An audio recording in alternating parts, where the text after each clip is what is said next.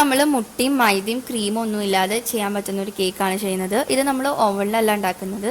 നല്ല സിമ്പിളാട്ടോ ഇത്.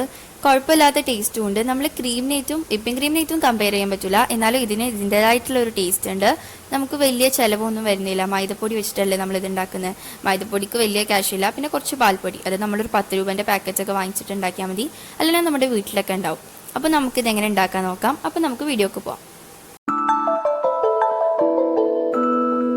ഞാൻ കേക്ക് ഉണ്ടാക്കാനായിട്ട് ഫസ്റ്റ് ഇവിടെ ഒരു അരിപ്പെടുത്തിട്ടുണ്ട്. പിന്നെ അതിലേക്ക് 1.5 കപ്പ് മൈദപ്പൊടിയാണ് ചേർത്ത് കൊടുക്കുന്നത്. നിങ്ങൾക്ക് വേണമെങ്കിൽ മൈദന്റെ പകരം ഗോതമ്പ് പൊടി ചേർത്ത് കൊടുക്കാം. ഞാൻ ഇതിന്റെ മുമ്പ് ഒരു കേക്ക് ചെയ്തിട്ടുണ്ടായിരുന്നു, വീറ്റ് കോഫി കേക്ക്. അതിൽ ഞാൻ ഗോതമ്പ് പൊടിയാണ് ചേർത്തിട്ടുള്ളത്. ഏകദേശം അതിന്റെ സെയിം മെത്തേഡിലാണ് ഞാൻ അത് ചെയ്യുന്നത്. ഞാൻ മൈദപ്പൊടി ആയിട്ട് മാത്രം ട്രൈ ചെയ്തിട്ടുള്ളൂ കേട്ടോ. ഗോതമ്പ് പൊടി ആയിട്ട് ട്രൈ ചെയ്യണം. പിന്നെ അതിലേക്ക് ഞാൻ 1.5 ടീസ്പൂൺ ബേക്കിംഗ് പൗഡറാണ് ചേർക്കുന്നത്. നിങ്ങൾക്ക് വേണമെങ്കിൽ ബേക്കിംഗ് സോഡ ചേർക്കാം. ബേക്കിംഗ് സോഡയാണ് ചേർക്കാന്നുണ്ടെങ്കിൽ ലാസ്റ്റ് ചേർത്ത് കൊടുക്കുക. ഇനി നമുക്കിത് നന്നായിട്ടൊന്ന് അരിച്ചെടുക്കാം.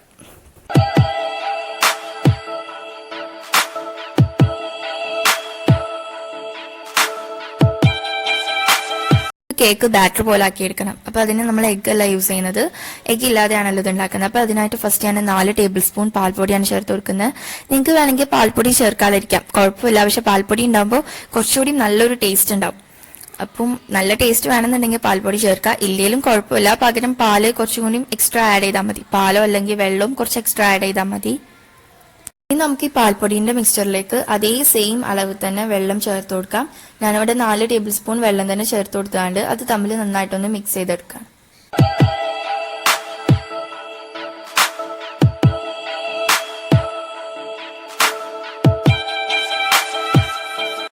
ഞാൻ ആ പാൽപ്പൊടിയുടെ മിക്സ്ചർക്ക് പാലാണ് ചേർത്ത് കൊടുക്കുന്നത്. 3/4 കപ്പ് പാലുണ്ട്. അപ്പോൾ നിങ്ങൾ പാൽപ്പൊടി എല്ലാം ചേർക്കുന്നുണ്ടെങ്കിൽ നിങ്ങൾ 2 ടേബിൾ സ്പൂൺ വെള്ളമോ അല്ലെങ്കിൽ 2 ടേബിൾ സ്പൂൺ പാലോ ചേർത്ത് കൊടുക്കാം. ഞാൻ ഇപ്പോൾ നല്ല ടേസ്റ്റിന് വേണ്ടിയിട്ടാണ് അത്ര ചേർത്തിട്ടുള്ളത്. പിന്നെ അത് നന്നായിട്ടൊന്ന് മിക്സ് ചെയ്ത് കഴിഞ്ഞിട്ടുള്ള ശേഷം നമുക്ക് അതിലേക്ക് കുറച്ച് സൺഫ്ലവർ ഓയിലാണ് ചേർത്ത് കൊടുക്കേണ്ടത്. ഞാനിവിടെ ഏകദേശം 1/2 കപ്പ് സൺഫ്ലവർ ഓയിൽ ആണ് ചേർക്കുന്നത്. നിങ്ങൾക്ക് വേണമെങ്കിൽ സൺഫ്ലവർ ഓയിൽ ചേർക്കാം, പക്ഷെ ഒരിക്കലും വെളിച്ചെണ്ണ ഒന്നും ചേർക്കരുത്. റിഫൈൻഡ് ആയിട്ടുള്ള ഏത് ഓയിലും ചേർക്കാം, സ്മെല്ലൊന്നും ഇല്ലാത്ത ഒലീവ് ഓയിലും ചേർക്കരുത്. പിന്നെ അതിലേക്ക് ഞാൻ 1.5 കപ്പ് പഞ്ചസാര പൊടിച്ചതാണ് ചേർത്ത് കൊടുക്കുന്നത്. എന്നിട്ട് അത് തമ്മിൽ നന്നായിട്ടൊന്ന് മിക്സ് ചെയ്തെടുക്കാം. പഞ്ചസാര നിങ്ങളുടെ ഇഷ്ടത്തിനനുസരിച്ച് ചേർക്കാം. നല്ല മധുരം വേണമെങ്കിൽ കുറേ ചേർക്കുക. നിങ്ങൾക്ക് 1/4 കപ്പ് വേണമെങ്കിൽ ചേർത്താൽ മതി. അതന്നെ അത്യാവശ്യം മധുരം ഉണ്ടാവും. ഇതെനിക്ക് ഇത്തിരി ഓവറായി തോന്നി. ചിലവർക്ക് ചിലപ്പോൾ ഇത് പാകമായിരിക്കും കേട്ടോ. പിന്നെ അത് നമ്മൾ നന്നായിട്ട് മിക്സ് ചെയ്യാം. പക്ഷെ നമുക്ക് മിക്സ് ചെയ്യുമ്പോൾ ചിലപ്പോൾ ഇതൊരു പാലൊക്കെ പിരിഞ്ഞ പോലെ തോന്നും. പക്ഷെ നമ്മൾ ഫ്ലോർ ഇട്ട് മിക്സ് ചെയ്യുമ്പോൾ അത് ശരിയാവും. നമ്മൾ പ്രശ്നമാക്കണ്ട. നമുക്കിത് നന്നായിട്ടൊന്ന് മിക്സ് ചെയ്തെടുക്കാം.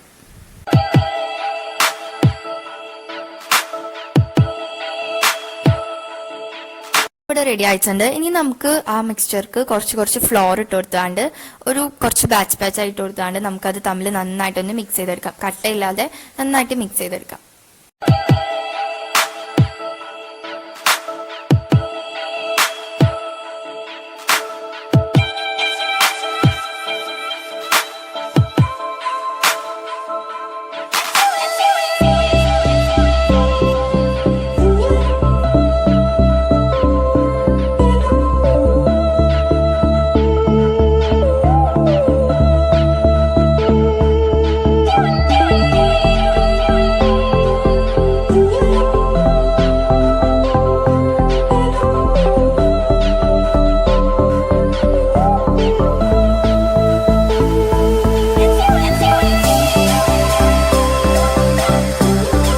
ബാറ്റർ ഇവിടെ റെഡി ആയിട്ടുണ്ട്. ഇനി ഞാനിത് ഒരു ബേക്കിംഗ് ടിന്നിലേക്കാണ് വെച്ചെടുക്കുന്നത്.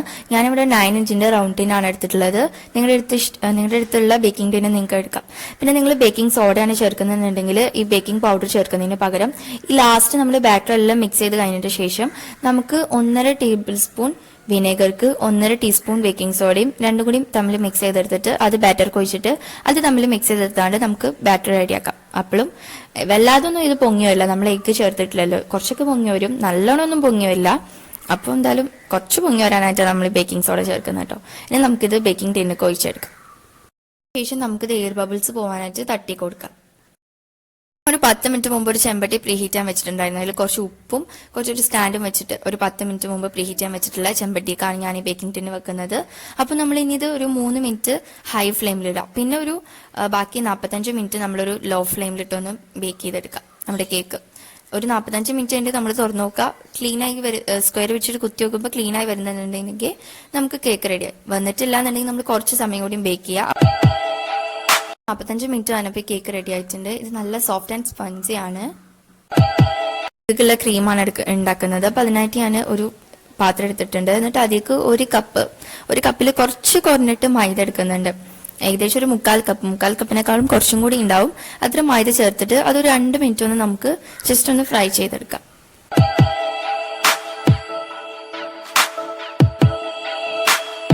അപ്പൊ ഞാൻ അത് ജസ്റ്റ് ഒന്ന് ഡ്രൈ റോസ്റ്റ് ചെയ്തെടുത്തിട്ടുണ്ട്. നിങ്ങൾക്ക് വേണമെന്നുണ്ടെങ്കിൽ ഈ ഡ്രൈ റോസ്റ്റ് ചെയ്യുമ്പോൾ മൈദപ്പൊടി ഒന്ന് അരിച്ചെടുക്കാം ഡ്രൈ റോസ്റ്റ് ചെയ്യുന്നതിന് മുമ്പ്. അപ്പൊ ആണെങ്കിൽ നമുക്ക് ലംസ് ഇല്ലാതെ പെട്ടെന്ന് എടുക്കാനായിട്ട് സുഖമായിരിക്കും. ഇനി ഞാൻ ഈ മൈദപ്പൊടി വറുത്തെടുത്തിട്ടുള്ള മൈദപ്പൊടിക്ക് 2 ടേബിൾ സ്പൂൺ പാൽപ്പൊടിയാണ് ചേർത്തെടുക്കുന്നത്. ഇനി ആ പാൽപ്പൊടിയും കുറച്ച് സമയം ഇട്ടാണ്ട് ഒന്ന് മിക്സ് ചെയ്തെടുക്കാം.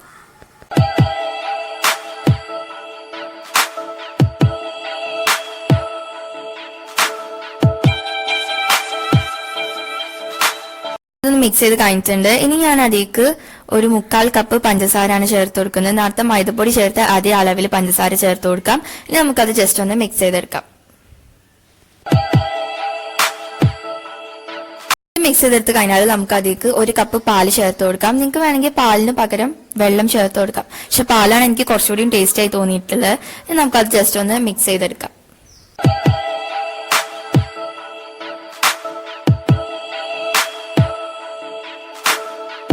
ജസ്റ്റ് ഒന്ന് മിക്സ് ചെയ്തെടുത്തിട്ടുണ്ട്. ഇനി ഞാൻ അതിലേക്ക് 1/2 കപ്പ് വെള്ളമാണ് ചേർത്ത് കൊടുക്കുന്നത്. എന്നിട്ട് 1/2 കപ്പ് വെള്ളം കൂടി ചേർത്തെടുത്തിട്ട് നമുക്കത് നന്നായിട്ടൊന്ന് തമ്മിൽ മിക്സ് ചെയ്തെടുക്കാം.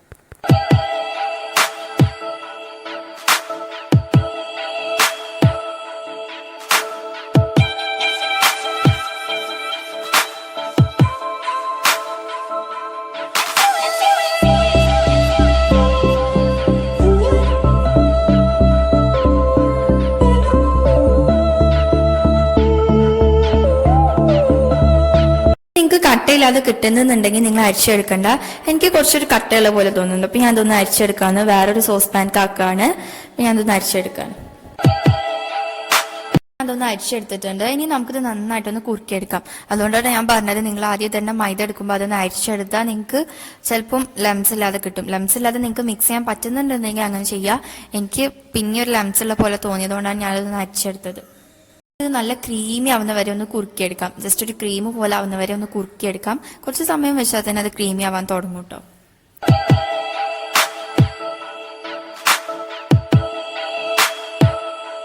ഇപ്പൊ ഞാൻ അതിലേക്ക് കുറച്ച് കോൺഫ്ലോർ ഡയറക്റ്റ് ആയിട്ട് ഇട്ട് കൊടുക്കുകയാണ്. നിങ്ങൾക്ക് വേണമെങ്കിൽ കുറച്ച് ഇത് മിക്സ് ചെയ്തിട്ട് ഇട്ട് കൊടുക്കാം.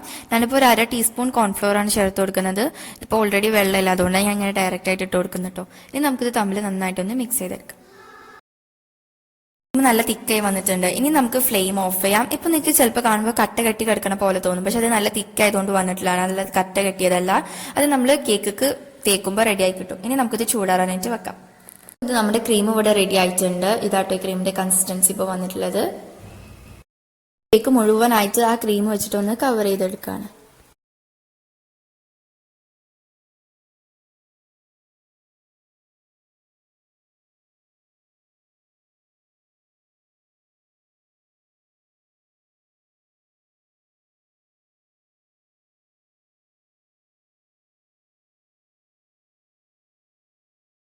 പാലറ്റ് നൈഫിൽ കുറച്ച് വെള്ളമൊക്കെയാണ്ട് ചെയ്താൽ നമുക്ക് നല്ല ക്ലീൻ ആയിട്ട് കുറച്ച് സ്മൂത്ത് ആയി കണ്ട് ഇത് ഐസിങ് ചെയ്തെടുക്കാനായിട്ട് പറ്റും. അപ്പോൾ നിങ്ങൾ ചെയ്യുമ്പോൾ കുറച്ച് നമ്മൾ ചെയ്യുന്ന ആ നൈഫിൽ ഒന്ന് ജസ്റ്റ് ഒന്ന് കുറച്ച് വെള്ളം ഒന്ന് സ്പ്രെഡ് ചെയ്തിട്ട് ഐസിങ് ചെയ്തെടുക്കാം.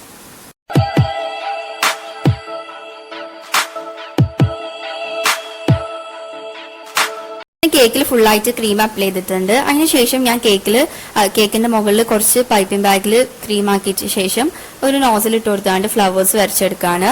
ഫ്ലവേഴ്സ് നിങ്ങളുടെ ഇഷ്ടം പോലെ, ഡെക്കറേഷൻസ് ഒക്കെ നിങ്ങളുടെ ഇഷ്ടം പോലെ നിങ്ങൾക്ക് ചെയ്യാം.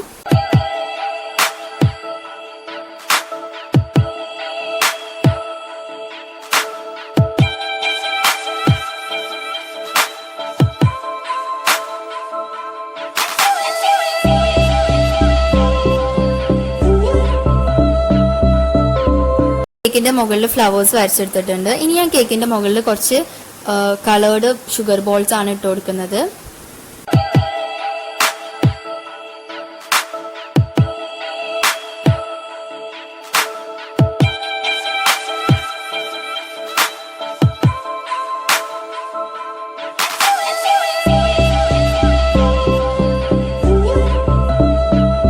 ഇതൊരു 2 മണിക്കൂർ ഒന്ന് തണുപ്പിച്ചെടുത്ത ശേഷം കട്ട് ചെയ്തിട്ട് കഴിക്കാം.